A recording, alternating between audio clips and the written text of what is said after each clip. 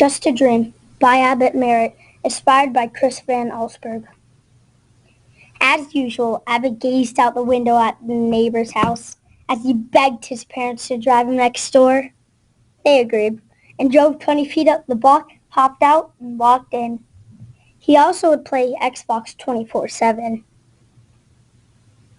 One day, somebody at school told him it wasn't good for the plant to drive everywhere and use a ton of electricity all the time.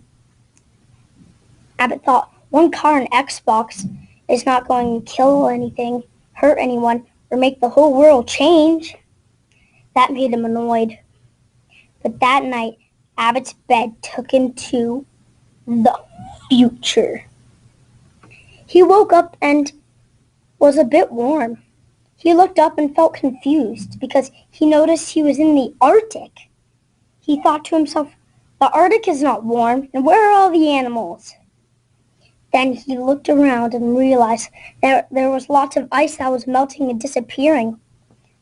But just that second, he heard a loud, booming voice that said, because of people's carelessness, they burn too much fossil fuel by driving vehicles when they could easily walk there. Instead of walking, they just drive and take buses. Slowly, the world shriveled up.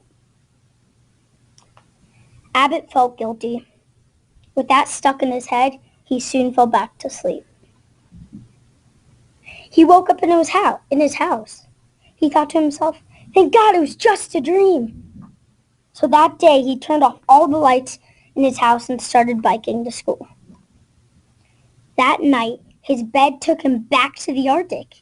He did not recognize it, but then he figured out that it was the same place, but different. Lots of animals were there.